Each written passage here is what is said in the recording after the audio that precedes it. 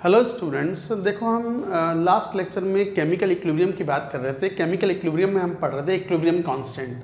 हमने KP define किया, केसी define किया, उनका रिलेशन भी पढ़ा और साथ में हमने ये कहा कि ये जो इक्विलिब्रियम कांस्टेंट्स हैं ना तो ये कंसंट्रेशन पर डिपेंड करते, ना पार्शियल प्रेशर पर डिपेंड करते, दे डिपेंड ऑन टेम्परेचर। तो टेम्परेचर पर डिपेंड करते हैं। खासकर फिर हमने बात लिखी, हेडिंग लिखा था कैरेक्टरिस्टिक्स और the properties of equilibrium constant. उसमें हमने ये भी कहा कि रिएक्शन को अगर रिवर्स कर दो तो इक्विलिब्रियम कांस्टेंट रेसिप्रोकल में आ जाता है। दो इक्वेशन को जोड़ दो तो नया इक्विलिब्रियम कांस्टेंट पुराने इक्विलिब्रियम कांस्टेंट्स का प्रोडक्ट होता है। और यदि रिएक्शन को किसी फैक्टर से मल्टीप्लाई कर दो तो नया इक्विलिब्रियम कांस्टेंट पुराने इक्विलिब्रियम कांस्टेंट की पावर वो फैक्टर आ जाता है। तो ये पॉइंट्स पढ़े थे, but the most important point is जो हम कहते आ रहे हैं कि किसी गिवन रिएक्शन के लिए जो इक्विलिब्रियम कांस्टेंट है डिपेंड्स ओनली ऑन टेम्परेचर। कैसे? तो लिखो फोर्थ क्या इफेक्ट हम पढ़ रहे थे ये, तो फोर्थ पढ़ो इफेक्ट ऑफ टेम्परेचर।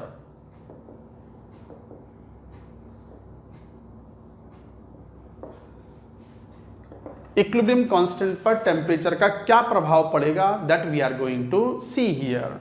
अब इसके लिए हमें एक चैप्टर होता है 12th क्लास में, केमिकल काइनेटिक्स। काइनेटिक्स में एक इक्वेशन होती है रेट ऑफ रिएक्शन के लिए और रेट कांस्टेंट के लिए। तो रेट कांस्टेंट के लिए एक आर्हीनियस इक्वेशन होती है। वो कैसे आई, कहाँ से आई, क्या हुआ, उसका डेरिवेशन क्या है, वो तो हम केमिकल काइनेटिक्स में ही पढ़ेंगे। बट उस इक्वेशन को हम यूज़ करेंगे यहाँ पर। क्या है वो कि मान लो कोई रिएक्शन है A in converted to B. Kf is the rate constant of the forward direction, Kb is the rate constant of backward direction। तो मान लो ये एक रिएक्शन है, तो इसका एक प्रोग्रेस डायग्राम होता है केमिकल काइनेटिक्स में इस तरीके से। पोटेंशियल एनर्जी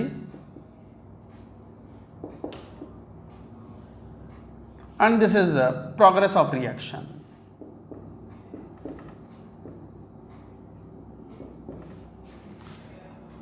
इस तरीके से हम बोल सकते हैं, जैसे मान लो ये प्रोग्रेस इस टाइप की शो कर सकते हैं। These are reactants and these are products. ये रिएक्टेंट्स, ये प्रोडक्ट्स हैं। तो जैसे हम यहां बात करें तो this is called transition state.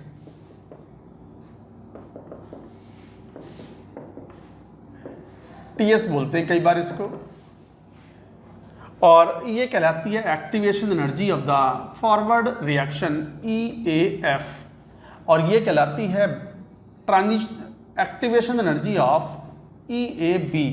अभी एक्टिवेशन एनर्जी क्या होती है ये भी हम डिटेल में केमिकल काइनेटिक्स में ही बात करते हैं। और रिएक्टेंट और प्रोडक्ट की जो एंथैल्पी का डिफरेंस होता है, एनर्जी का डिफरेंस होता है, that is called delta HR। तो यहाँ पर क्या टर्म है, EAF is activation energy of forward reaction and EAB is activation energy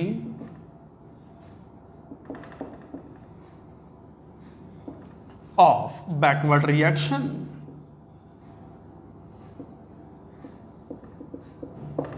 activation energy of forward reaction and activation energy of backward reaction. और delta HR कहलाता है enthalpy of reaction.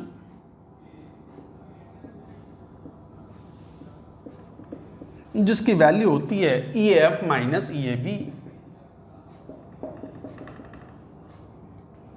तो enthalpy of reaction is equal to activation energy of the forward reaction minus activation energy of the backward reaction और backward direction. तो इस तरीके के term होते हैं। और एज पर आर्हीनियस इक्वेशन, तो आर्हीनियस इक्वेशन क्या है कि रेट कांस्टेंट जनरल है, ये K rate constant, K equilibrium constant नहीं है ये रेट कांस्टेंट है। K is equal to E की power minus EA upon RT, where K तो रेट कांस्टेंट है, ए कहलाता है प्री एक्सपोनेंशियल फैक्टर।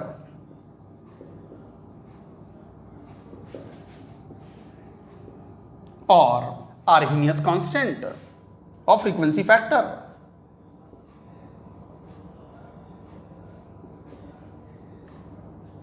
और आर्हीनियस कांस्टेंट।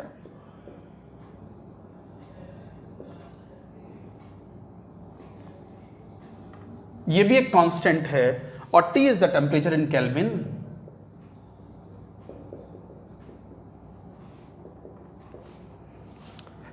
अब कई बार स्टूडेंट्स को अगर नहीं आइडिया होता है इस इक्वेशन का तो थोड़ा पजल्ड होते हैं स्टूडेंट्स कि सर ये क्या क्या बता रहे हो आप। नहीं, ये सब के डेरिवेशंस डिटेलिंग एक और चैप्टर है, you will study in chemical kinetics. वहाँ जब इनकी बात आएगी तो फिर और डिटेल में बात होगी, लेक्चर के लेक्चर निकलेंगे इनके ऊपर। तो अभी तो हम केवल उस कॉन्सेप्ट को यूज़ कर रहे हैं, समझने की ज़रूरत नहीं है। जितना समझा रहे हैं उतना समझो, अभी जितनी बात बता रहे हैं उतना याद करोगे तो आपका जो मेन काम है वो चल जाएगा। और जब इसकी डिटेलिंग की बात आएगी तो पढ़ोगे तो सही ना। केमिकल काइनेटिक्स आएगा 12th क्लास की एनसीईआरटी में, वो चैप्टर है भी, तो वहाँ पर हम ये पढ़ेंगे 12th क्लास में। तो ये अकॉर्डिंगली 12th क्लास है, मतलब केमिकल काइनेटिक्स में। तो जैसे आर्हीनियस इक्वेशन होती है, rate constant K is equal to A e की power minus E A upon R T, exponential term है तो ए कहलाता है प्री एक्सपोनेंशियल फैक्टर और फ्रीक्वेंसी फैक्टर, और Arrhenius constant and T is the temperature in kelvin, R is the universal gas constant जिसकी value आपको पता होती है। तो ये रेट कांस्टेंट है।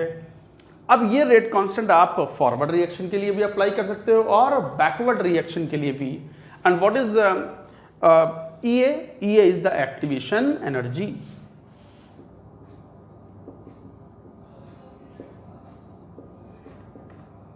Activation energy of reaction.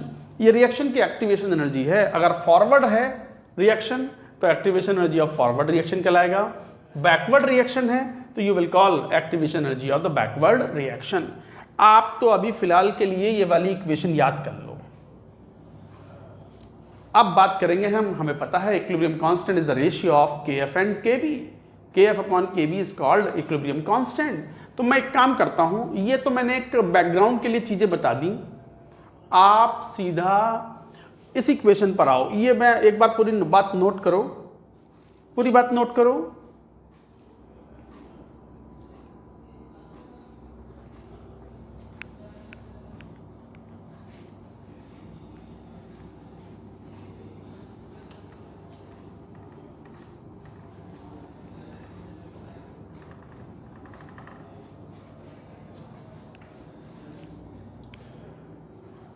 वापस से मान लो कि रिएक्शन यही थी, A कन्वर्टेड टू B, ये KF था, rate constant of the forward reaction, ये KB है, rate constant of the backward reaction.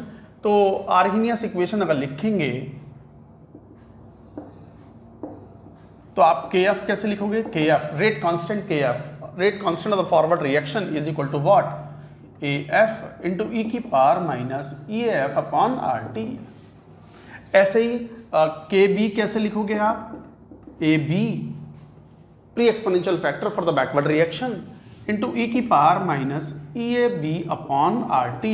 EAB क्या है? Activation energy of the backward reaction. दोनों का रेशियो ले लो और इस रेशियो को आप क्या बोलते हो? Equilibrium constant for the reaction. तो K equilibrium will be equal to AF upon AB। E की पावर ऊपर ले आओ और एडजस्ट करो तो क्या बन गया? Minus EAF minus EAB upon RT। यही देखो, और हमने साफ कहा था अभी थोड़ी देर पहले कि delta HR enthalpy of reaction is equal to what? EAF minus EAB। Enthalpy of reaction is equal to activation energy of the forward reaction minus activation energy of backward reaction. तो ये एंथैल्पी ऑफ रिएक्शन है।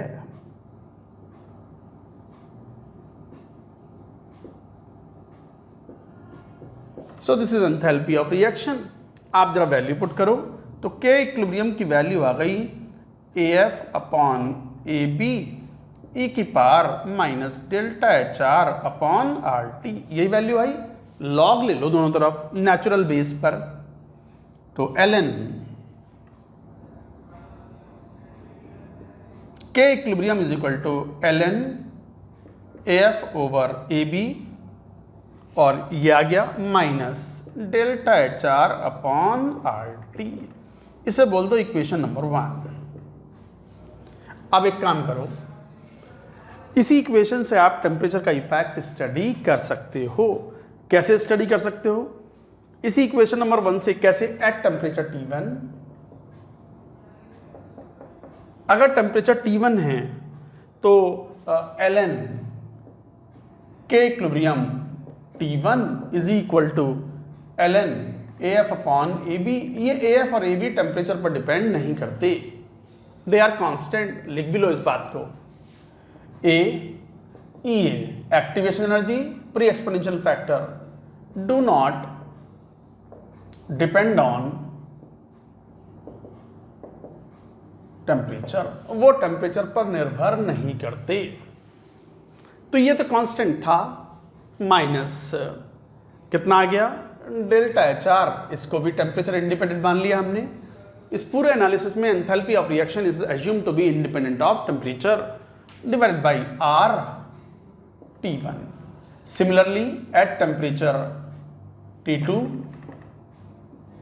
ln K equilibrium at temperature T2 would be equal to ln AF over AB minus delta HR upon R T2। Delta HR upon R T2। अब जरा घटा लो, इसमें से इसको घटाओ तो क्या हो गया, ln K equilibrium T2 over K equilibrium T1 would be equal to, जब घटाओगे तो ये टर्म कैंसिल आउट हो गए, कांस्टेंट टर्म्स हैं। तो कितना आ गया, delta HR upon R 1 upon T1 minus 1 upon T2। यही कहलाती है वॉन हॉफ इक्वेशन। इसी को मैं लॉग के टर्म्स में लिख दूं तो ऐसे लिखेंगे, लॉग बेस 10 पर K equilibrium at temperature T2 upon K equilibrium at temperature T1 will be equal to delta HR upon, अब ये तो सबको पता होना ही चाहिए कि नेचुरल बेस के लॉग को, ln को अगर लॉग में कन्वर्ट करोगे तो कौन सा फैक्टर 2.303 आ जाता है। तो 2.303 यहाँ नीचे आ गया, R 1 upon T1 minus 1 upon T2। एक बार जरा चेक कर लो, कोई कटा तो नहीं है ये, मैं जरा 1 मिनट रुको। हाँ बच गया जस्ट, ठीक। ये इक्वेशन सेम ही है, बस हमने नेचुरल बेस को बेस 10 पे कन्वर्ट कर लिया और ये इक्वेशंस कहलाती हैं, these both the equations are called van Hoff equation. ये वॉन हॉफ इक्वेशन है जो बताती है कि टेम्परेचर चेंज करने पर इक्विलिब्रियम कांस्टेंट किस तरीके से वेरी करेगा। के इक्विलिब्रियम T1, के इक्विलिब्रियम T2 सेल्फ एक्सप्लेनेटरी हैं, indicating that values of the equilibrium constant at temperature T1 and T2. Delta HR is called enthalpy of reaction which is taken constant here. तो लिख भी देंगे, delta HR enthalpy of reaction है,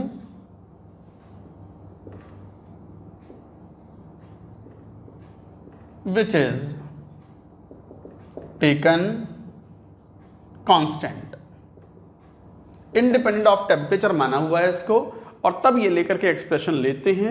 तो ये है effect of temperature on equilibrium constant. Temperature बढ़ाने पर या घटाने पर इक्विलिब्रियम कांस्टेंट का प्रभाव इस बात पर भी डिपेंड करता है कि ये जो एंथैल्पी ऑफ रिएक्शन है ये पॉजिटिव है या नेगेटिव है। आप भी जानते हो थर्मोडायनेमिक्स पॉइंट ऑफ व्यू से रिएक्शन दो टाइप की होती हैं, endothermic reaction and exothermic reaction. चलो ग्राफिकली देखते हैं और अच्छा देख पाओगे विद द इक्वेशन नंबर 1। पहले यहां तक की बात नोट करो, नोट इट डाउन।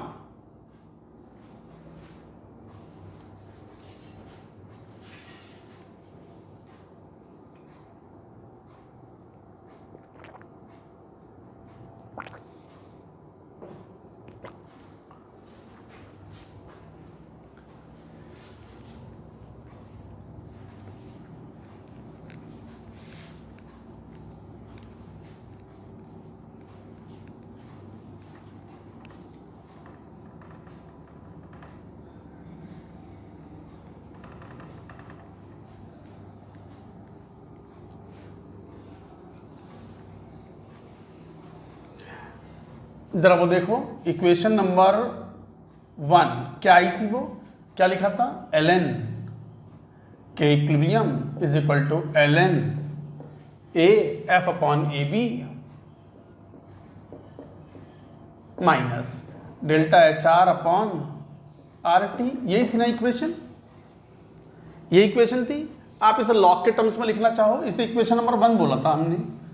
लॉग के इक्विलिब्रियम लेना चाहो बेस 10 पर, तो log of AF upon AB base 10 पर माइनस, अब पता है आपको कौन सा फैक्टर 2.303, तो 2.303 RT, ये आ गई इक्वेशन। मैंने कहा भी था अभी enthalpy of reaction can be positive, can be negative depending upon reaction nature is exothermic और एंडोथर्मिक। जरा ग्राफ बनाइयो।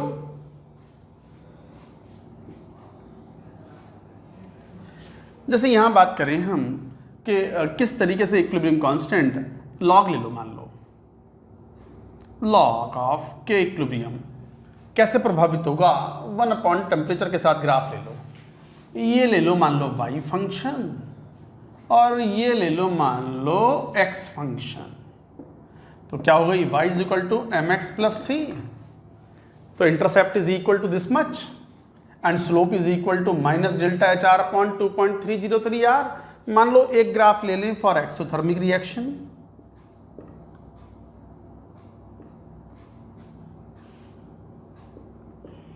दूसरा ग्राफ ले लें for endothermic reaction.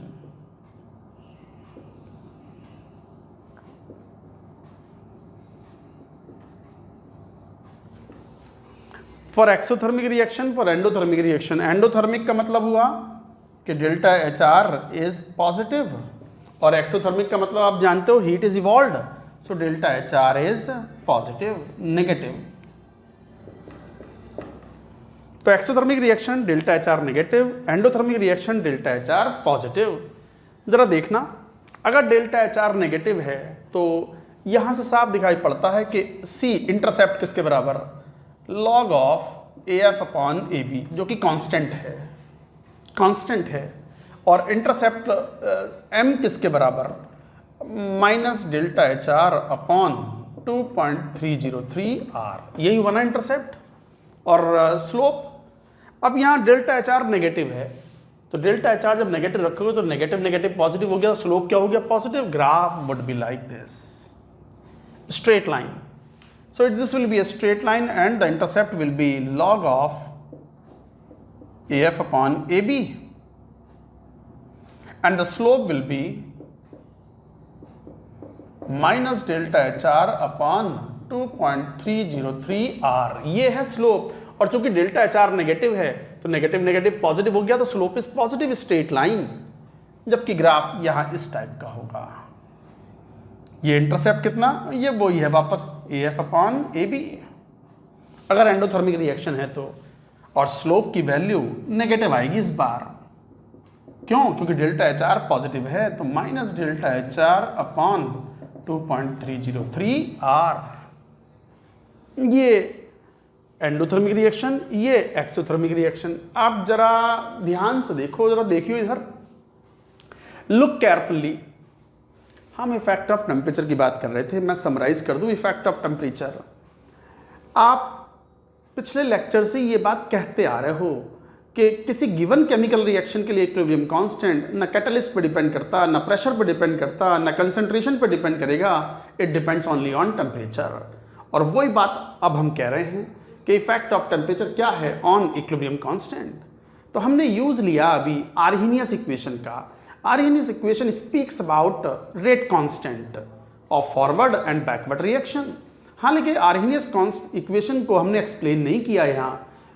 Arrhenius equation के लिए ये वाला चैप्टर नहीं है, some other chapter is there, you will study in it in chemical kinetics। हमने तो बस इक्वेशन यूज कर ली, उधार ले ली उनसे इक्वेशन। काइनेटिक्स वालों से हमने उधार ले ली इक्वेशन, कौन सी, के कौन है यहाँ, rate constant, K is equal to A e की power minus EA upon RT, जिसमें A और EA कांस्टेंट होते हैं, वो भी टेम्परेचर पे भी डिपेंड नहीं करते। EA कहलाता है एक्टिवेशन एनर्जी, A कहलाता है प्री एक्सपोनेंशियल फैक्टर और frequency factor. T is the temperature in kelvin. तो गाइज हमने वो इक्वेशन यूज करते हुए KF अपॉन KB कैलकुलेट किया, जो कि इक्विलिब्रियम कांस्टेंट होता है, और इक्वेशन आ गई हमारे पास जिसका नाम लिया हमने का van't Hoff equation. Arrhenius equation को यूज करते हुए KF अपॉन KB को इक्विलिब्रियम कांस्टेंट लिखते हुए उसका लॉग लेते हुए एक इक्वेशन डेवलप की जिसका नाम हमने क्या लिखा, हमने लिखा वांट ऑफ इक्वेशन। आपके सामने है वो वांट ऑफ इक्वेशन। उस वांट ऑफ इक्वेशन के बेसिस पर हमने ये दो ग्राफ बना लिए। इक्विलिब्रियम कांस्टेंट के साथ वेरिएशन है ये टेम्परेचर के साथ में। जरा ध्यान दो, चलो इस पे आओ, एंडोथर्मिक पे आओ, इधर आओ राइट साइड में। ये वापस से log of K equilibrium, this is 1 upon temperature. आप लेफ्ट से राइट जा रहा हो तो 1 अपॉन टी बढ़ रहा है। 1 अपॉन टी बढ़ना मतलब टी घटना। तो लेफ्ट से राइट जा रहा हो तो टेम्परेचर घट रहा है। टेम्परेचर घट रहा है तो लॉग ऑफ इक्विलिब्रियम कांस्टेंट भी घट रहा है, तो इक्विलिब्रियम कांस्टेंट भी घटेगा। इसका मतलब टेम्परेचर घटाने पर के इक्विलिब्रियम घट गया। सिमिलरली टेम्परेचर बढ़ाओगे तो इक्विलिब्रियम कांस्टेंट बढ़ेगा फॉर एंडोथर्मिक। हो गया पॉइंट।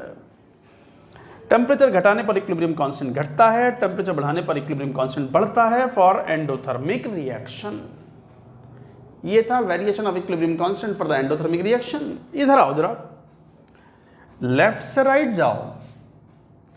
लेफ्ट से राइट जाओगे तो 1 अपॉन टी बढ़ रहा है। 1 अपॉन टी बढ़ना मतलब टी घटना। तो लेफ्ट से राइट जाने पर टेम्परेचर घट रहा है, टेम्परेचर घटाने पर लॉग के इक्विलिब्रियम बढ़ रहा है। इसका मतलब इक्विलिब्रियम कांस्टेंट इज इंक्रीजिंग। तो टेम्परेचर घटाने पर इक्विलिब्रियम कांस्टेंट बढ़ता है, टेम्परेचर बढ़ाने पर इक्विलिब्रियम कांस्टेंट घटता है। किसके लिए? For exothermic. For exothermic. जबकि ये किसके लिए है? For endothermic. तो गाइस ध्यान दो, टेम्परेचर चेंज करने पर इक्विलिब्रियम कांस्टेंट चेंज होगा, but it all depends on the sign of delta H, चाहे वो एक्सोथर्मिक है या एंडोथर्मिक है। एंडोथर्मिक के लिए टेम्परेचर बढ़ाने पर इक्विलिब्रियम कांस्टेंट बढ़ता है, एक्सोथर्मिक के लिए टेम्परेचर बढ़ाने पर इक्विलिब्रियम कांस्टेंट घटता है। याद रहे, भूल ना जाएं आप। ये बहुत इंपॉर्टेंट पॉइंट था। सो this is very important, this is also very important. तो ये था। और मैथमेटिकली सॉल्व करना हो क्वेश्चन को तो वो वांट ऑफ इक्वेशन है ही। कौन सी? Log of K equilibrium constant T2 upon K equilibrium constant T1 is equal to delta H upon 2.303 R bracket में 1 upon T1 minus 1 upon T2। मुझे याद है इक्वेशन, आप भी याद कर लो। बहुत यूजफुल इक्वेशन है फॉर सॉल्विंग क्वेश्चंस। तो इस तरीके से आप ये कहते हो effect of temperature.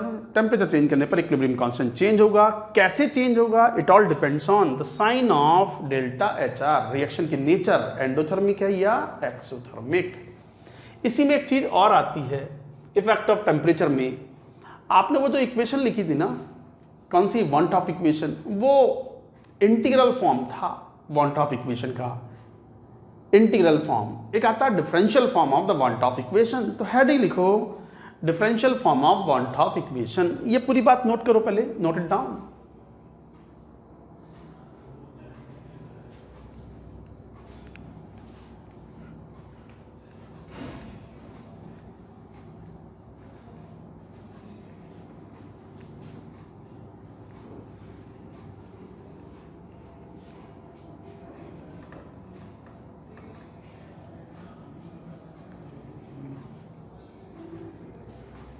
differential form of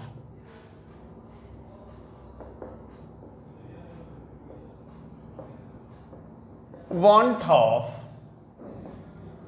equation. अभी इक्वेशन नंबर 1 हमने ऐसे लिखी थी, क्या वो ln K equilibrium is equal to ln AF upon AB minus delta HR upon RT। यही थी ना इक्वेशन नंबर 1, यही थी ना। इसी से इंटीग्रल फॉर्म फाइंड आउट। ये वाली इंटीग्रल फॉर्म कौन सी? ये वाली है भैया, वो ln K equilibrium of temperature T2 upon K equilibrium with temperature T1 is equal to delta HR upon R 1 upon T1 minus 1 upon T2। ये इक्वेशन अभी थोड़ी देर पहले लिखी थी ना, इसे बोलते हैं integral form of van't Hoff equation. Integral form of van't Hoff equation यही काम में आती है क्वेश्चन सॉल्व करने के लिए। क्वेश्चन कह दे 300 केल्विन पर इक्विलिब्रियम कांस्टेंट इतना है, तो बताओ 305 केल्विन पर what will be the value of equilibrium constant if enthalpy of reaction is this much. R की वैल्यू आप यूज कर लोगे depending upon the units of delta H R. Question लेंगे तो बात आप समझोगे। तो differential form of the van Hoff equation, ये इक्वेशन नंबर 1 है, इसको डिफरेंशिएट कर लो। Differentiate with respect to T, temperature. तो d l n K equilibrium upon d T would be equal to, अब ये तो कांस्टेंट है, तो कांस्टेंट का डिफरेंशियल क्या हो गया बोलो, 0 माइनस डेल्टा एच आर को हमने कांस्टेंट माना हुआ है अपॉन आर, और माइनस 1 अपॉन टी का differential minus 1 upon T square, यही होता ना डिफरेंशियल। तो d l n K is equal to delta H R upon R T square d T. ये कहलाती है डिफरेंशियल फॉर्म ऑफ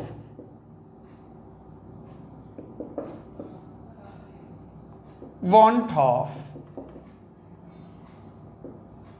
इक्वेशन। तो this is called differential form of the van't Hoff equation.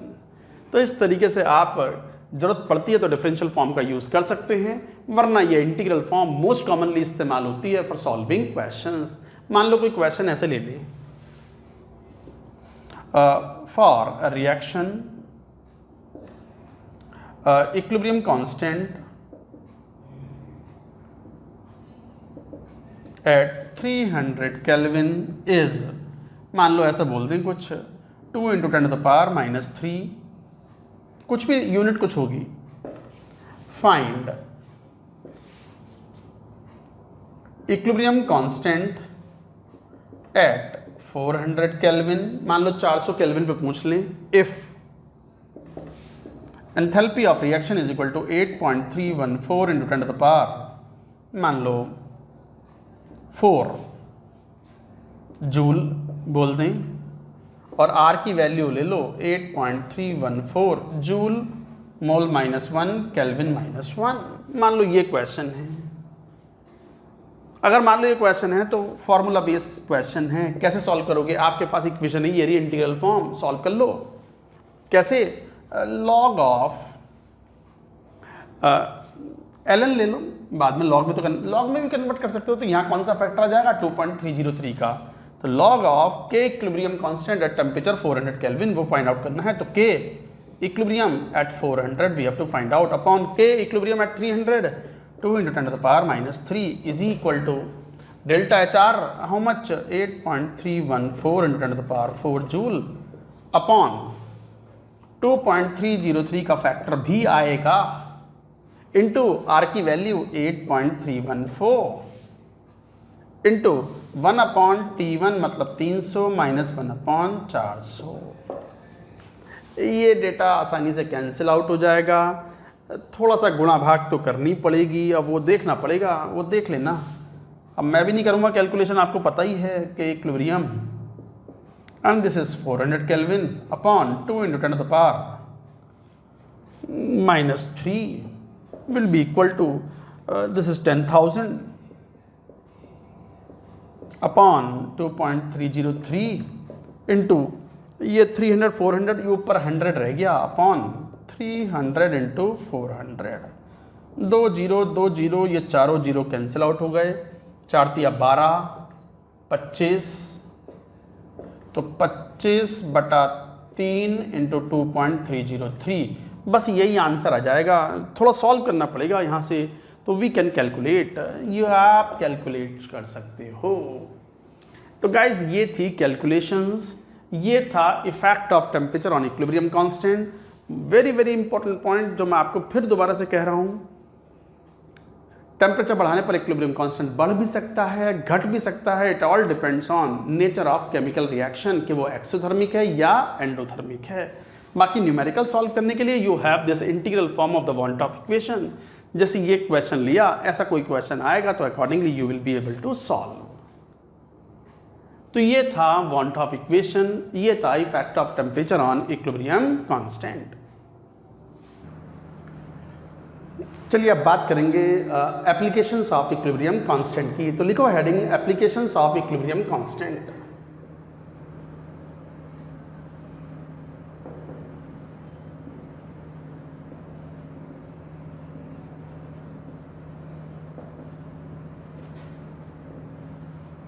तो K equilibrium और equilibrium constant के applications क्या होंगे? पहला एप्लीकेशन, ये बहुत यूजफुल है, रिएक्शन कोशेंट को इंट्रोड्यूस करते हैं यहां पर, prediction of extent of reaction, prediction of direction of reaction.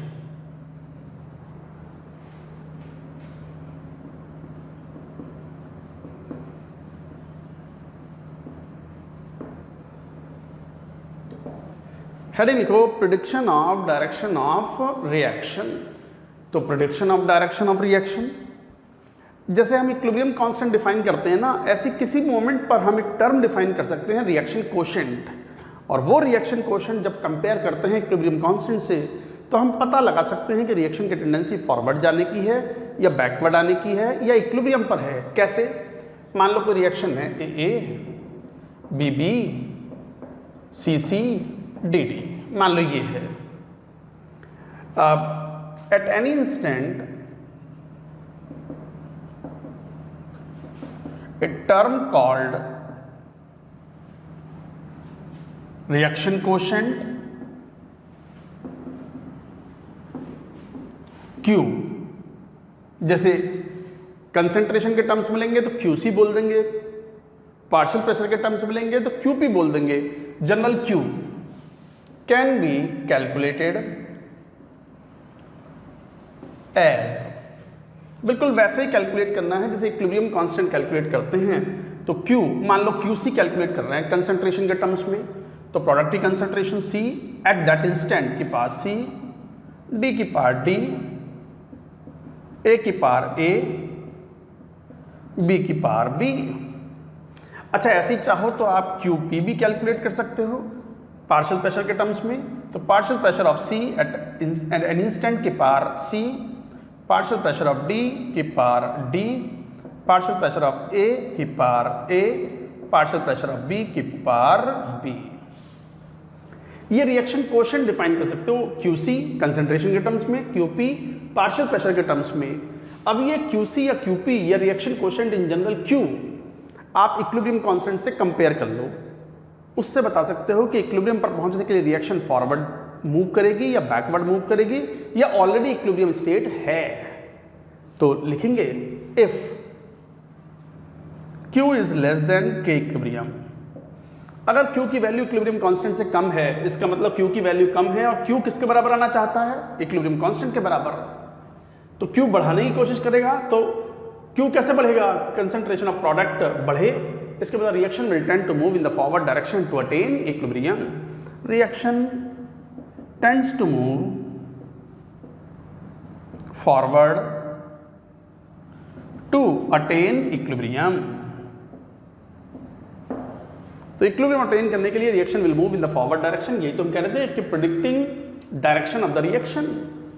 अच्छा, यही अगर मान लो इक्विलिब्रियम कांस्टेंट Q की वैल्यू K इक्विलिब्रियम के बराबर है, से ज्यादा है, Q is greater then Q is greater than K, तो इसका मतलब क्या हुआ कि अभी भी इक्विलिब्रियम नहीं है और कंसंट्रेशन प्रोडक्ट की ज्यादा है, कम करो, Q को K के बराबर करना है। K तो कांस्टेंट है, Q वेरिएबल है, तो ये कैसे घटेगा? जब प्रोडक्ट की कंसंट्रेशन कम हो। प्रोडक्ट की कंसंट्रेशन कम कैसे होंगी? When equilibrium is shifting in the backward direction. तो क्या बोलोगे? Reaction tends to move in backward direction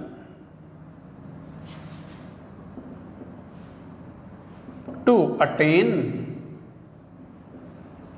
equilibrium. तो इक्विलिब्रियम अटेन करने के लिए reaction tends to move in the backward direction, और यदि Q की वैल्यू इक्विलिब्रियम कांस्टेंट के बराबर है तब तो आप कह सकते हो कि ऑलरेडी इक्विलिब्रियम स्टेट है, ना रिएक्शन फॉरवर्ड जाएगी ना बैकवर्ड, इक्विलिब्रियम स्टेट।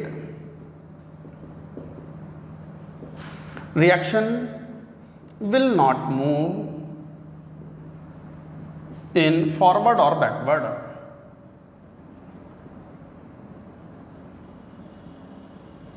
रिएक्शन ना तो फॉरवर्ड मूव करेगी ना बैकवर्ड मूव करेगी। तो याद रखो, किसी भी पॉइंट पर इसके पर क्वेश्चंस भी आएंगे, लेंगे अभी क्वेश्चंस कि बताओ ये रिएक्शन है, at any instant these are the concentrations of various substances involved in the reaction. तो बताओ रिएक्शन की टेंडेंसी इक्विलिब्रियम पर आने के लिए फॉरवर्ड जाने की है कि बैकवर्ड? यही तरीका है क्वेश्चन सॉल्व करने का कि रिएक्शन कोएफिशिएंट कैलकुलेट करो और फिर क्वेश्चन को सॉल्व कर सकते हो। तो ये था पहला application, prediction of direction of reaction. एक बार नोट करें सभी students.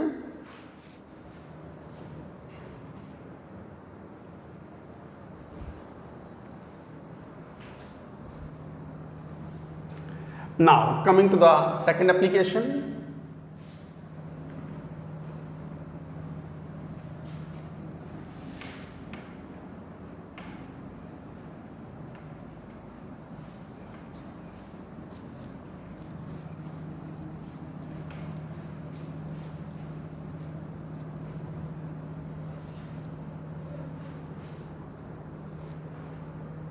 Second application, prediction of extent of reaction.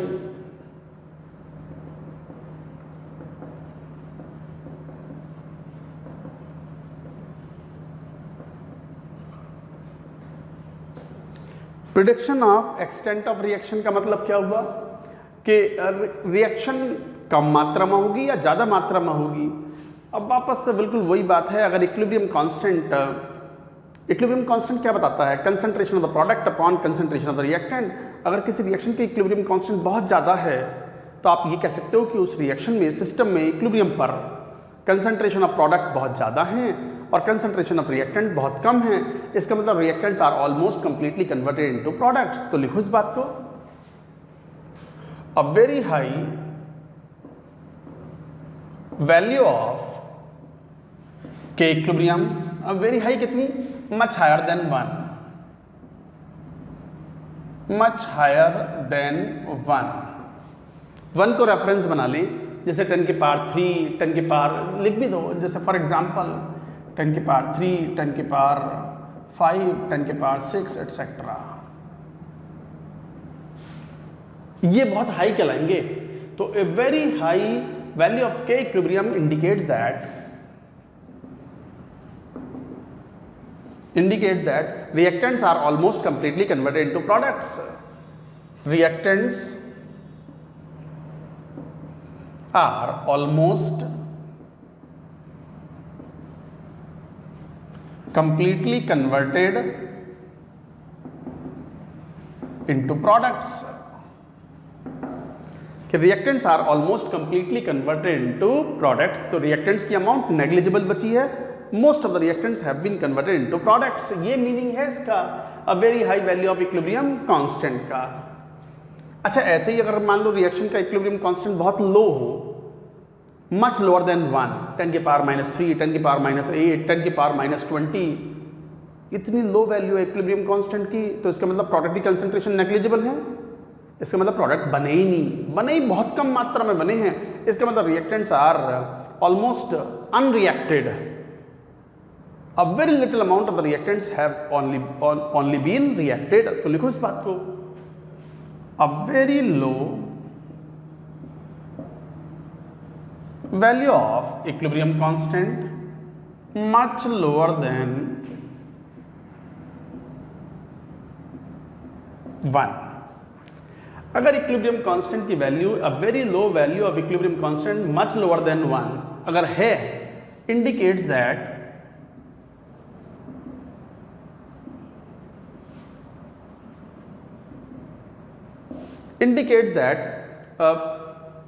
reactants are only little converted into products। Reactants are only little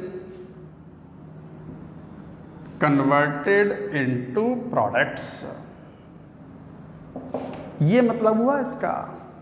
तो बहुत लो वैल्यू है इक्विलिब्रियम कांस्टेंट की, तो इसका मतलब प्रोडक्ट की कंसंट्रेशन बहुत कम है, तो इसका मतलब प्रोडक्ट बने ही नहीं, बहुत कम बने हैं। तो reactants are only little converted into products. अच्छा, ये दोनों अप्रॉक्सीमेशन में काम आएंगे। Useful in doing approximations in questions.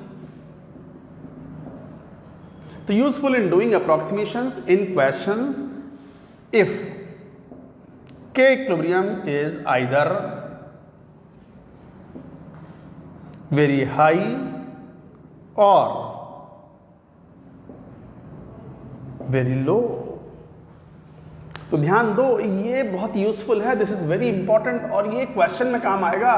मैं बताऊंगा कहां पर, मैं सब कुछ समझाऊंगा, ये अभी तो नोट करो ये पॉइंट्स, समझो इनका लॉजिक, फिर जहां इनकी जरूरत पड़ेगी वो यूज भी करेंगे। तो these are useful in doing approximations in questions, numerical problems if K equilibrium is either very high और वेरी लो।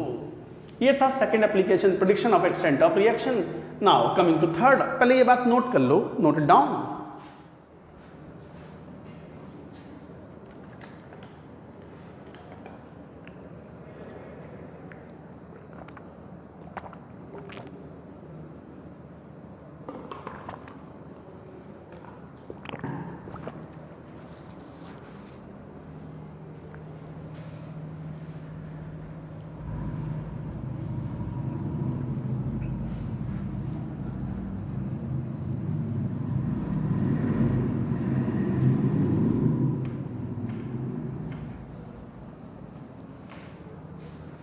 ना थर्ड, तीसरा एप्लीकेशन। देखो तीसरा एप्लीकेशन ये है कि आप मैथमेटिकल क्वेश्चंस कैसे सॉल्व करोगे, मतलब how to calculate the concentration at the equilibrium. तो लिखो कैलकुलेशन ऑफ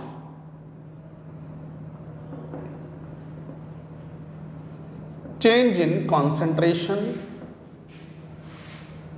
एट इक्विलिब्रियम। क्या मतलब क्या है वो एक बार चलो चेक करते हैं। मान लो कोई रिएक्शन मैंने ले ली, एग्जांपल लिया A+2B कन्वर्टेड टू C+D। चलो गैसियस फॉर्म में लिख लो ताकि हम Kp Kc दोनों लिख पाएं। मान लो ये गैसियस फॉर्म की रिएक्शन है और रिवर्सिबल नेचर की रिएक्शन है। रिवर्सिबल नेचर की ये एक इक्वेशन है, A+2B कन्वर्टेड टू C+D। मान लो T = 0 पर, T = 0 मतलब एट स्टार्ट डब्बे के अंदर, कंटेनर के अंदर A moles, B moles, C moles, D moles भर लिया आपने, मोल्स। A का A मोल, B का B मोल, C का C मोल, D का D मोल आपने भरे हैं। नहीं जरूरी नहीं है इक्विलिब्रियम सिस्टम हो, इक्विलिब्रियम पर तो आने के लिए रिएक्शन मूव करेगी या तो फॉरवर्ड या बैकवर्ड, वो डिपेंड करेगा कि रिएक्शन कोशेंट की वैल्यू इक्विलिब्रियम कांस्टेंट से कम है या ज्यादा है। चलो थोड़ी देर के लिए हम कुछ मान के तो चलना ही पड़ेगा। मान लो इसकी मदद से वॉल्यूम सिस्टम का V बोल दिया, V volume of system,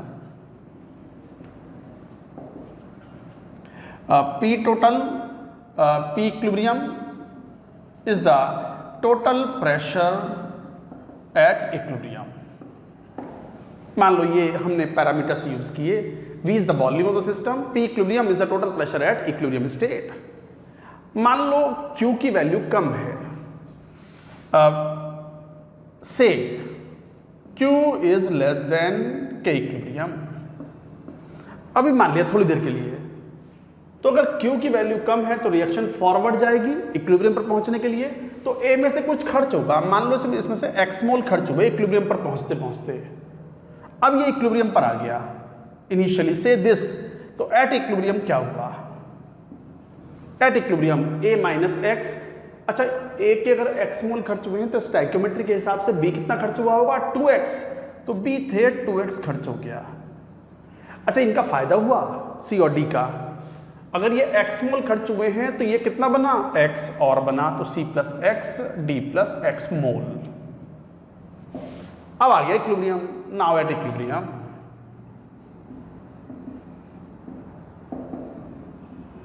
now at equilibrium, अब इक्विलिब्रियम पर है। तो जरा एक बार Kc तो लिखियो, कैसे लिखते हो Kc, concentration of C at equilibrium into concentration of D at equilibrium, concentration of A at equilibrium, concentration of B at equilibrium का स्क्वायर, भूलना मत, स्टोइकियोमेट्रिक कोएफिशिएंट भी तो लेने हैं।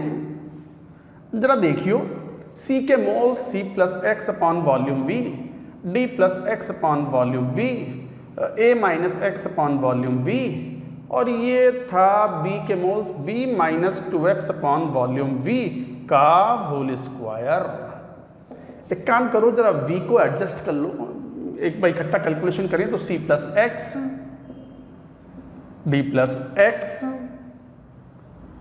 ए minus x v minus 2x का होल स्क्वायर और ये 1/v² और ये ऊपर ऊंचा v² और v क्यूब, तो ये आ गया v, ये आ गया एक्सप्रेशन। अच्छा ऐसे जरा kp भी तो लिख लो एक बार, kp भी लिख लो, आना चाहिए लिखना। कैसे? Partial pressure of c at equilibrium, partial pressure of d at equilibrium, partial pressure of a at equilibrium, partial pressure of b at equilibrium का स्क्वायर भूलना मत।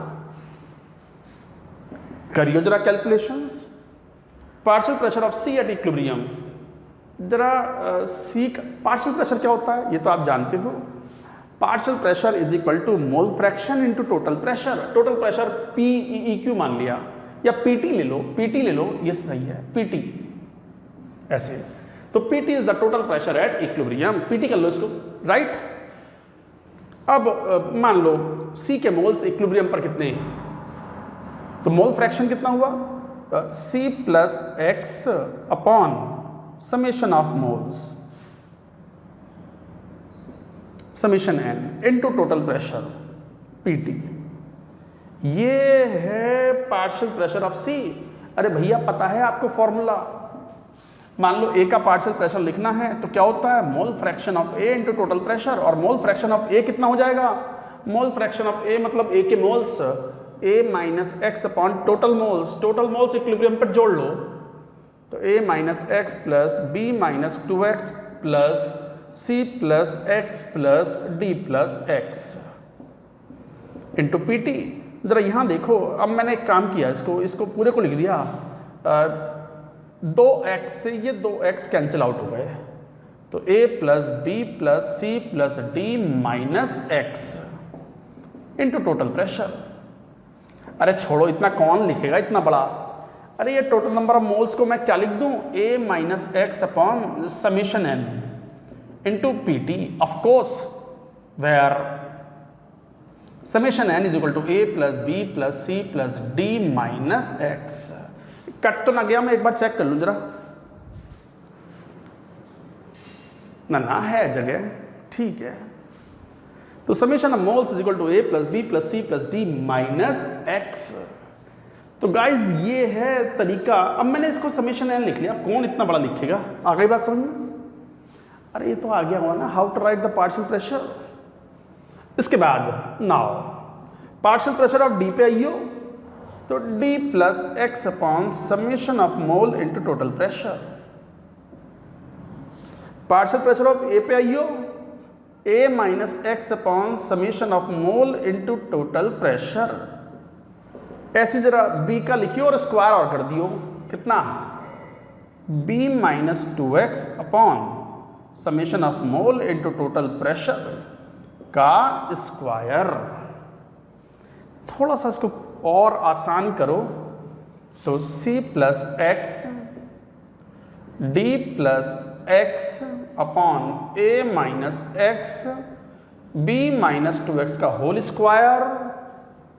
अब जरा देखियो, PT का स्क्वायर और ये नीचे PT का क्यूब, तो एक PT नीचे आ गया और समेशन ऑफ मोल का स्क्वायर नीचे और समेशन ऑफ मोल का क्यूब ऊपर, तो summation of mole upon PT एक इस तरीके से ये आ गया। ये इसको इस तरीके से लिख लो, summation of mole upon PT, ये आ गया एक्सप्रेशन KP का। जरा देखना, ये रहा KC का। क्वेश्चन में A B C D दिए हुए होंगे ना आपको, वॉल्यूम क्वेश्चन में दिया जाएगा ये सब। ऐसे थोड़ी खाली पेज देंगे, खाली स्क्रीन होगी कंप्यूटर पे, लो करो सॉल्व। अरे कुछ तो दिया होगा तभी तो सॉल्व करोगे। तो ABCD क्वेश्चन में दिए हुए होंगे, वॉल्यूम पता होगा, टोटल प्रेशर या तो आप कैलकुलेट कर पाओगे PV is equal to nRT से, या फिर क्वेश्चन में दिया हुआ होगा। अननोन कौन है, x। यहां भी x है, चाहो तो KC से सॉल्व कर लो, KC क्वेश्चन में दिया हुआ होगा, या फिर KP दिया हुआ होगा। तो यहां भी अननोन कौन है, x। From here we can calculate x। So मान लो ये equation number 1 and this is equation number 2। तो वी कैन कैलकुलेट x। और एक बार x कैलकुलेट हो गया तो आ गए मोल्स A के इक्विलिब्रियम पर, आ गए B के, आ गए C के, आ गए D के। वॉल्यूम तो पता ही है, we can find out what is the final concentration at equilibrium, we can find out what is the change in concentration from initial value to the equilibrium value. तो guys ये तरीका है calculation करने का।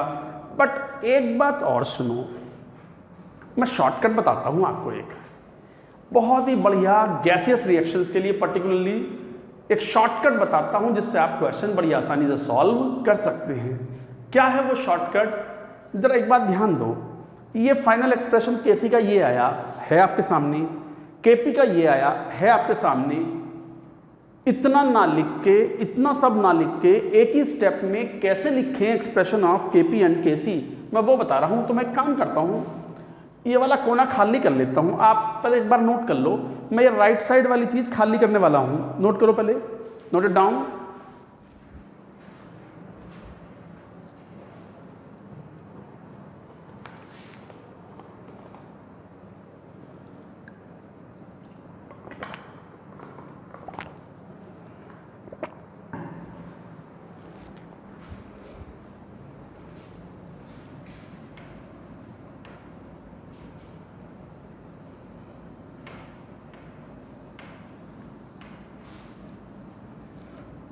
हाँ देखो, मैं वो शॉर्टकट की बात कर रहा था, सुनो।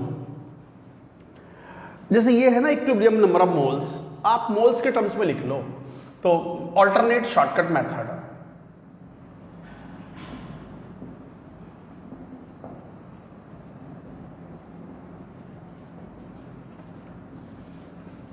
क्या है ऑल्टरनेट शॉर्टकट मेथड? ये मोल्स पता है सबके, आप केसी लिखो डायरेक्ट। वैसे तो कंसंट्रेशन के टर्म्स में होता है, कैसे? Concentration of C into concentration of D upon concentration of A upon concentration of B का होल स्क्वायर इक्विलिब्रियम पर। अब वॉल्यूम बाद में इकट्ठा ले लेंगे, मोल्स के टर्म्स में लिख लो। तो कंसंट्रेशन ऑफ C की जगह moles of C plus x, ध्यान से सुनना, की पावर 1 D प्लस x की power 1 upon A minus x, moles के टर्म्स में लिख दो बस। b माइनस 2x मोल्स के टर्म्स में लिख दिया और स्क्वायर कर दिया। तो बच्चे कई बार बोलते हैं सर क्या कर रहे हो, वॉल्यूम तो रह गया। अरे वॉल्यूम को एक साथ ले लो, व्हाट 1 अपॉन v की पावर डेल्टा ng हो गया। 1 अपॉन v की पावर डेल्टा ng। जरा देखना इसके लिए डेल्टा ng कितना है। Delta ng for this reaction is 2 minus 3 minus 1। तो जरा देखना फिर एक्सप्रेशन क्या आया। केसी का एक्सप्रेशन आ गया C plus x D plus x A minus x B minus 2x का whole square into 1 upon V की पावर माइनस 1, मतलब V ऊपर चला गया। देख लो यही तो है, देख लो यही तो है वो। हाँ भैया यही है वो। अब जरा केसी लिखियो मेरे साथ साथ, केपी लिखो, केसी नहीं केपी, केपी लिखो जरा। अब केपी लिखो, पार्शियल प्रेशर के टर्म्स में नहीं, आप तो मोल्स के टर्म्स में लिख लो। बाकी का समेशन ऑफ मोल्स और टोटल प्रेशर जितना है मैं एक साथ लिख दूंगा। कैसे जरा सुनो। सी का पार्शियल प्रेशर मतलब क्या ले लो, मोल्स। कौन? C प्लस एक्स, कौन? D प्लस एक्स, नीचे कौन? A minus x B minus 2x का होल स्क्वायर। सर ये कर रहे हो, ये तो मोल्स ही हैं, हमें तो पार्शियल प्रेशर लेना था। अरे सुनो तो सही, क्या? Total pressure upon summation of moles की पावर डेल्टा ng। में चेक कर लूँ कट तो ना गया, वो सारी मेहनत खराब हो जाती है फिर। थोड़ा सा कट रहा है, मैं दोबारा से लिखता हूँ उसको। थोड़ा सा कट रहा है, मैं इसको दोबारा लिखता हूँ। यहां ऐसे लिखता हूं, तो Kp is equal to what? C plus x D plus x A minus x B minus 2x का whole square into total pressure upon summation of moles की पावर डेल्टा ng। अब देख लूं एक बार, अब तो ना कट रहा, आ गया। अच्छा जरा देखना डेल्टा ng की वैल्यू कितनी थी, अभी तो फाइंड आउट की। Delta ng is equal to -1। जैसे -1 रखोगे तो डेल्टा समेशन ऑफ मोल्स ऊपर और टोटल प्रेशर नीचे आ गया, तो रखना Kp comes out to be C plus x D plus x upon A minus x B minus 2x का होल स्क्वायर, और ये summation of moles upon total pressure. यही था ना, ये ना देख लो सेम है, कौन इतना लिखेगा, और गड़बड़ हो गई बीच में कैलकुलेशंस में तो और सब मामला बेकार हो जाएगा। तो व्हाट टू डू, आप केसी का एक्सप्रेशन मोल्स के टर्म्स को लिख दो, वॉल्यूम को इकट्ठा एक साथ लिख दो, 1/v की power delta N G for the gases reactions. K P कैसे लिखोगे, मोल्स के टर्म्स में लिख दो, summation of P T upon summation of moles की पावर डेल्टा एन जी कर दो, ऑटोमेटिकली डेल्टा एन जी अपने आप एडजस्ट कर लेगा and you will have the right expression for solving question. ये तरीका बड़ा यूजफुल होगा जब क्वेश्चन सॉल्व करोगे। क्वेश्चन जब सॉल्व करोगे ना, तब पहचानोगे कि हाँ सर ने बात तो बड़ी दमदार बताई है यार। तो ये सब चीज़ें हैं, थोड़ा इन्वॉल्व हो मन से, तो मन से इन्वॉल्व होगे तो ये सब बहुत अच्छा लगता है स्टूडेंट्स को, और कोई चीज़ समझ में आती है तो लगता है वाह वाह क्या बात है। तो इस तरीके से आप ये बात कहते हो। तो ये था calculation of change in concentration. ये तरीका है, ये एक मॉडल कैलकुलेशंस है। Now we are going to take some questions for questions based on it. पूरी बात नोट करो and let us take some questions now.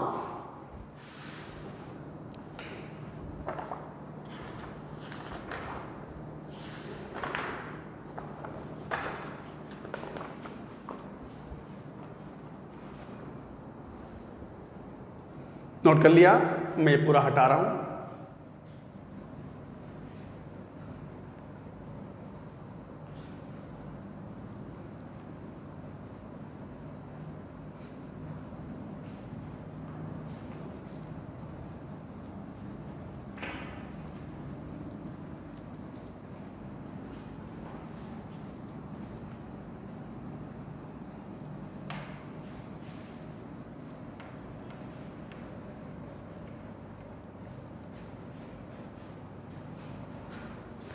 Let's take one question. सवाल लिखो जरा। मान लो एक बड़ा सिंपल सा क्वेश्चन है कि x plus Y is in equilibrium with 2z। ठीक है, initially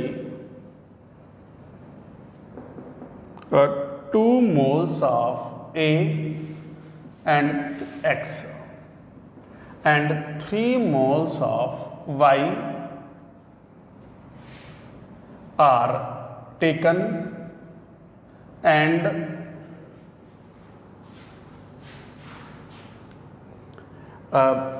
taken if equilibrium constant of given reaction is 4, find concentration of C at Z at equilibrium।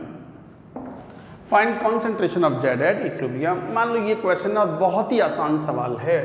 पहला डाउट तो बच्चों के दिमाग में ये आता है कि सर इक्विलिब्रियम कांस्टेंट मेंशन तो किया ही नहीं, Kp है या Kc।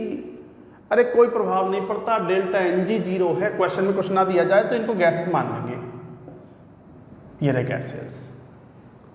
अब x y z सब गैसेस हैं और डेल्टा Ng 0 है, तो ऐसे में Kp Kc बराबर ही है। कोई सा भी इक्विलिब्रियम कांस्टेंट ले लो, सब चलेगा। ठीक है, तो मान लो ये x plus Y converted to 2z, 2 mole 3 mole और z लिया ही नहीं। At start t is equal to 0। t is equal to 0 का मतलब शुरुआत में, 0 टाइम पर, मतलब एट स्टार्ट। अब मान लो इक्विलिब्रियम आ गया, एट इक्विलिब्रियम। अब इक्विलिब्रियम पर x कुछ तो खर्च हुआ होगा ना। मान लो x स्टैइकियोमेट्री के हिसाब से अगर ये x खर्च हुआ है तो ये भी x ही खर्च होगा। 3 माइनस एक्स और क्या बन गया ये 2x। अब Kc निकाल लो, Kc Kp कुछ भी लिख लो, वो तो 4 दिया हुआ है ना, विच इज इक्वल टू 4। क्योंकि डेल्टा Ng 0 है तो Kp लो या Kc लो, क्या प्रभाव पड़ता, कुछ नहीं पड़ता। तो 4 is equal to what, concentration of Z का स्क्वायर मतलब 2x अपॉन वॉल्यूम V का square upon 2 minus x upon volume V into 3 minus x upon volume V। अब इस क्वेश्चन में वॉल्यूम दिया हुआ नहीं है। अच्छा दिया हुआ नहीं है तो जरूरत भी नहीं है, क्योंकि वॉल्यूम कैंसिल आउट हो गया, यहाँ 1/v², यहाँ भी 1/v², वॉल्यूम कैंसिल्ड आउट, तो ये 4x² अपॉन 3 दूनी 6 minus 3x minus 2x minus plus x², 4 से ये 4 भी कैंसिल, वॉल्यूम कैंसिल आउट हो ही चुका, तो 6 minus 5x plus x² is equal to x², ये भी कैंसिल, तो x की वैल्यू कितनी आ गई 5, 2, 5 दूनी 10, x इज इक्वल टू 1.2 मोल। आ गया x, क्या पूछा है क्वेश्चन ने, Z की कंसंट्रेशन कितनी है, तो concentration of Z at equilibrium, तो what is the concentration of Z at equilibrium, number of moles 2x upon volume V। अब वॉल्यूम तो दिया नहीं, कंसंट्रेशन ना पूछ के मोल्स ही पूछो, find number of moles of Z at equilibrium, तो मोल्स ऑफ Z कितने हो गए, तो moles of Z is equal to 2Z और 2x और 2 इंटू 1.2 2.4 मोल, यही आंसर है। सर ये कुछ ज़्यादा ही आसान क्वेश्चन ना हो गया, हाँ बहुत आसान है भाई, और लेंगे, पहले ये नोट तो करो, ये तो आसान क्वेश्चन था। Let us take another question, इस बार आप ही सॉल्व करके बताना क्वेश्चन को।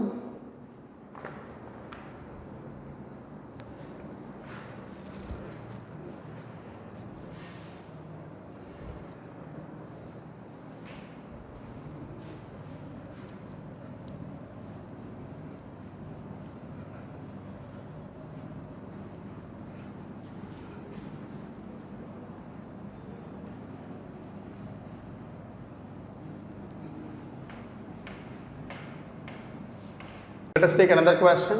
ये अच्छा इंपॉर्टेंट क्वेश्चन है। क्या question, 1 mole of N2 and 3 moles of H2 are taken in 1 liter vessel. Find concentration of ammonia at equilibrium. At equilibrium, अच्छा क्या दिया हुआ है, N2 प्लस 3H2, ये रिएक्शन दी हुई है, और इसके लिए 2NH3 गैस, इसके लिए क्वेश्चन ने Kc दिया हुआ है रिएक्शन का 4/27 मोल पर लीटर की पावर -2, ये दिया हुआ है, ठीक है। ऑल्सो टेक √5 की वैल्यू जरूरत पड़ने पर यू कैन टेक 2.24, ये और क्वेश्चन में है, बस इतना ही है। सॉल्व करो क्वेश्चन को, करो भैया question solve, do it now.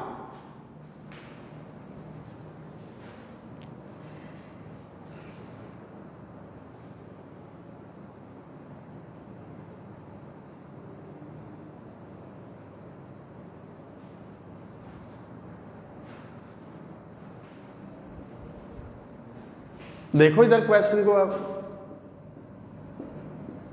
Question ने कहा कि N2 की रिएक्शन H2 से कराई, सभी गैसियस हैं, और क्या बना 2 अमोनिया, और Kc क्वेश्चन में दिया हुआ है 4/27, राइट। अब क्वेश्चन ने क्या, 1 मोल N2 लिया, 3 मोल H2 लिया, ये 0 T इज इक्वल टू 0 पर, मतलब at start T is equal to T equilibrium, equilibrium पर कुछ तो खर्च हुआ होगा। सर आपने फॉरवर्ड क्यों मानना, अरे बैकवर्ड कहाँ से मानने, अमोनिया होगा तब ना बैकवर्ड में जाएगा। अगर रिएक्शन कोशेंट क्यू निकालोगे तो क्यू की value concentration of the product upon reactant, तो वो 0 ही आएगा। तो क्यू अगर 0 है, रिएक्शन कोशेंट QC 0 है, तो ऑब्वियसली रिएक्शन तो फॉरवर्ड में जाएगी ना, तो रिएक्शन फॉरवर्ड में जाएगी। मान लो x मोल खर्च हो गए, इसमें से 3x खर्च होंगे, तो फिर ये कितना बनेगा 2x।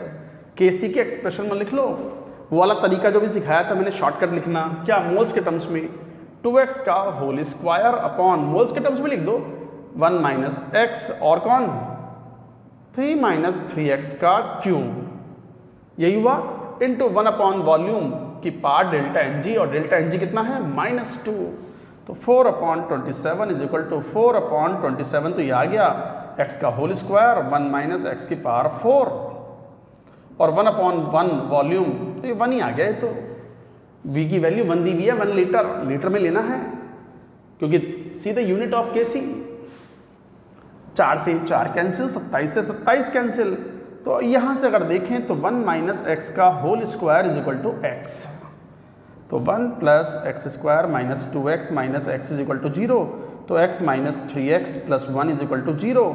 यहाँ से सॉल्व करोगे तो x की वैल्यू कितनी आ गई, 3 minus plus minus root of 9 minus 4 into 1/2, तो 3 प्लस माइनस रूट 5 मतलब 2.24/2, तो एक वैल्यू तो आ गई। अगर माइनस प्लस साइन ले लेंगे तो 5.24/2 और दूसरी वैल्यू आ गई 0.76/2। ये तो पॉसिबल है नहीं। अरे 2 पॉइंट समथिंग है, एक में से ये घटा दोगे क्या? This can not be negative, x can not be more than 1, तो दिस कैन बी इग्नोर्ड। अरे समझ में आ गई, x की 2 वैल्यू आई है, ये वाली वैल्यू एब्सर्ड है, मीनिंगलेस है। क्यों मीनिंगलेस है? x has to be less than 1, तो इसका मतलब x has to be less than 1, तो दिस इज द वैल्यू। हमसे क्या पूछ रहे थे? हाँ, कंसेंट्रेशन ऑफ अमोनिया। तो करो कैलकुलेशन कंसेंट्रेशन ऑफ अमोनिया की। तो अमोनिया की concentration at equilibrium is what? How many moles? 2x। How much volume? v 1 litre, तो 2x की वैल्यू 0.76 m हो गया आंसर। That's it. m मतलब मोल पर litre. So it is a good question, good to attempt, good to revise. तो जब भी revision करें ये वाला क्वेश्चन जरूर सॉल्व करें। सिंपल है बट केयरफुली सॉल्व करेंगे तो you will get your answer. नहीं, अभी और क्वेश्चन लेंगे, विल डू द प्रैक्टिस। एक बार नोट कर लो पहले इसको।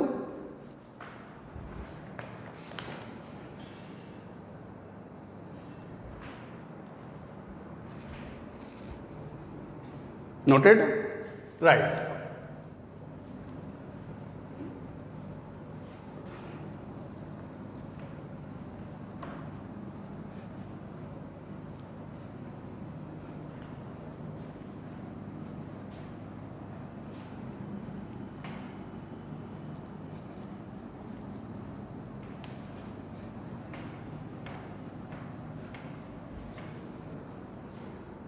Take another question.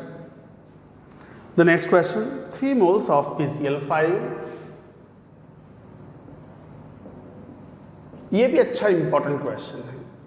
3 moles of PCl5 are placed in 100 liter vessel. Right? The equilibrium pressure is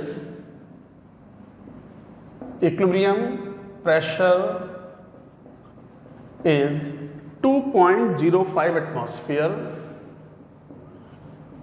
ठीक है, and temperature is 227 degree Celsius. Find Kp for the reaction. कौन सी reaction? PCl3 plus Cl2। इसका Kp बताना है और जरूरत पड़ने पर R की वैल्यू ये ले लो 0.082 लीटर एटमॉस्फेयर मोल -1 केल्विन -1। करो solve question. Again important question. 3 moles of PCl5 को 100 लीटर वेसल में ले लिया गया। इक्विलिब्रियम प्रेशर सिस्टम का ये दिया हुआ है, टेम्परेचर भी दिया हुआ है। Kp बतलाओ क्या होगा, बताओ। Solve the question.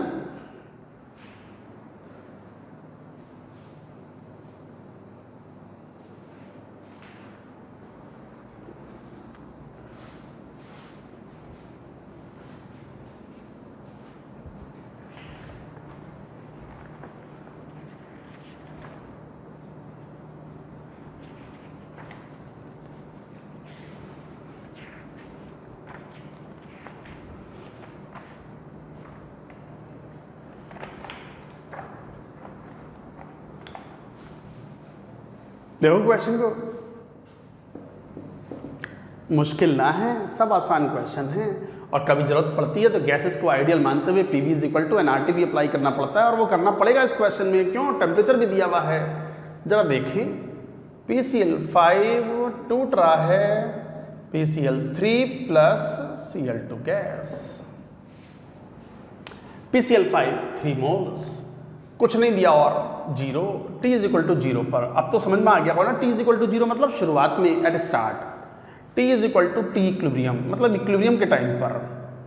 मान लो इसमें से X खर्च हो गया, क्या बना? X। क्या बना? X। अच्छा, Kp बताना है तो Kp क्या हो गया? मोल्स के टर्म्स में लिख लो, X × X/3 - X × क्या था वो? Pt/summation of moles के पार डेल्टा Ng। याद है वो तरीका? याद क्या, थोड़ी देर पहले तो पढ़ाया आपने। So what is it? It comes out to be X² / 3 - X × Pt।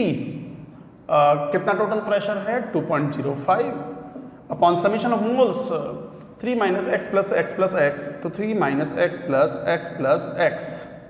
सभी गैस के मोल्स लेने हैं कि पार delta Ng 1, delta Ng is 1 here। तो guys you see, X² / 3 - X × 2.05 / 3 + X। तो एक तरीके से X² / 9 - X² × 2.05। ये आ गया Kp। X आ जाए तो बस बात बन जाए, X आ जाए तो बात बन जाए। करो X की वैल्यू फाइंड आउट। कहां से और कहां से फाइंड आउट करें? टेम्परेचर का यूज करो, वॉल्यूम का यूज करो, PV = nRT का यूज करो। तो at equilibrium PV = nRT। What is the total pressure? 2.05। What is the volume? 100। Total number of moles 3 - X + X + X, total moles into RT। R की value 0.0821, 2 लेना जितना दिया है वो, इंटू टेम्परेचर 500। आप जब यहाँ से X की वैल्यू कैलकुलेट करोगे तो मैं एक बार चेक करता हूँ X how much it is coming. तो X की वैल्यू यहाँ से 2 आ गई X, तो X comes out to be 2 mole. जरा रखियो वैल्यू 2 मोल यहाँ, तो बताओ कितना आ गया? सो Kp = what? Kp = 2² मतलब 4/4 5 × 2.05। What is the value? 0.8, 8 दूनी 16, 1.40, 1.64 एटमॉस्फेयर। दैट्स इट, यही आंसर है। मैं चेक कर लूँ एक बार। हाँ बिल्कुल सही है, 1.64 एटमॉस्फेयर। यूनिट क्या है Kp की? ऊपर atmosphere into atmosphere upon atmosphere, यही तो एक्सप्रेशन है। तो क्या बचा? Net atmosphere. So what is the answer? Kp is 1.64 atmosphere. That's it, यही आंसर है। तो गाइस ध्यान दें, क्वेश्चन सॉल्व करते समय कई बार आपको PV = nRT का भी यूज करना पड़ सकता है, इस बात का ध्यान रखेंगे। ये मैं क्वेश्चन इसलिए करा रहा हूं कि अभी तक हमने इस चैप्टर में 2-3 लेक्चर पढ़ लिए और क्वेश्चन नहीं सॉल्व किए। क्वेश्चन इसके बेसिस पे सॉल्व करोगे आप। Let's take one more question. Note करो पहले इसको।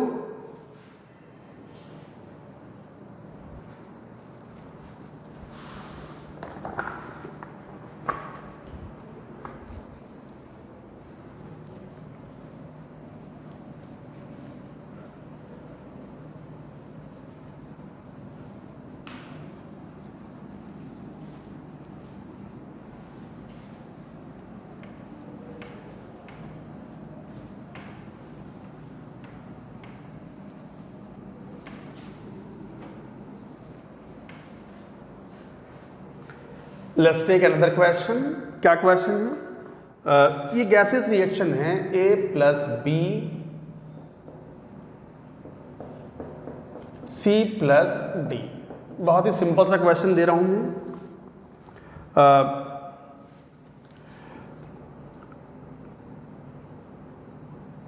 Eight equilibrium moles of A, B, C, D present are कितने? 2, 8, 4, 4 रेस्पेक्टिवली इन 10 लीटर वेसल, ठीक है, ये इक्विलिब्रियम पर हैं। First find equilibrium constant.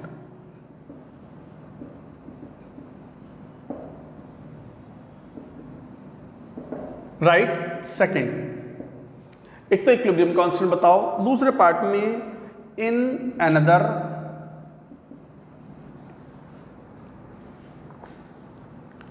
vessel of 10 liter capacity,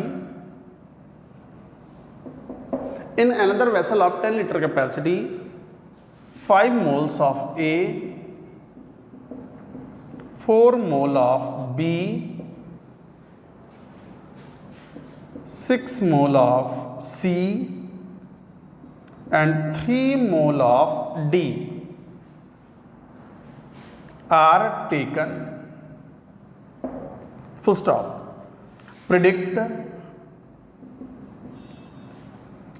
in which direction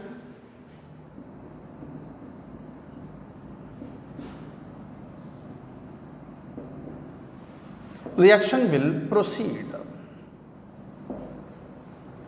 पढ़ लो पहले क्वेश्चन, ये एक आसान क्वेश्चन है। रिएक्शन कोशेंट का यूज इसमें आएगा।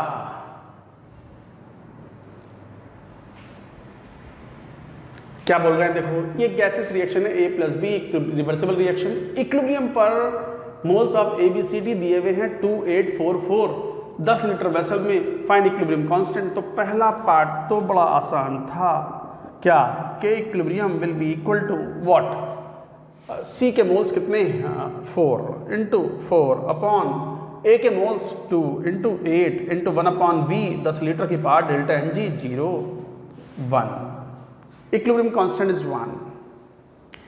सर Kc है या Kp, अरे Kc बोलो या Kp, डेल्टा Ng 0 है तो कोई प्रभाव नहीं पड़ता, यही Kp है यही Kc है, यही Kp है यही Kc है फॉर द रिएक्शन। राइट, पहला पार्ट हो गया। जरा सेकंड पार्ट पे आना।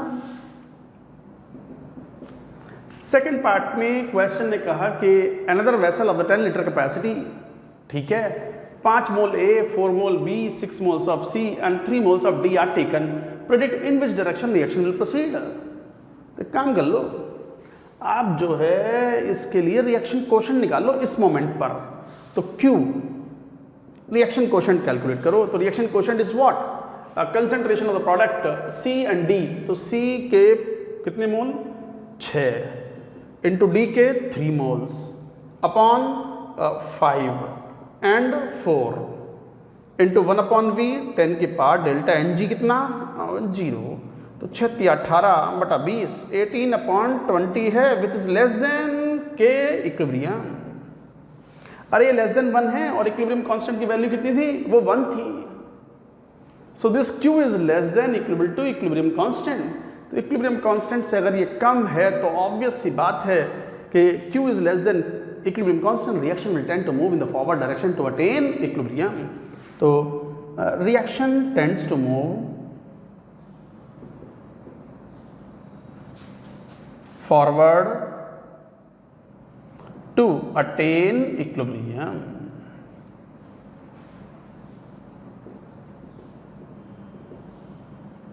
तो इक्विलिब्रियम अटेन करने के लिए reaction will tend to move in the forward direction.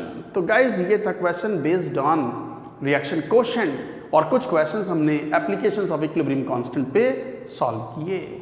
तो इस तरह के ये पॉइंट्स थे। हालांकि अभी हमें अप्रॉक्सीमेशन भी सीखना है।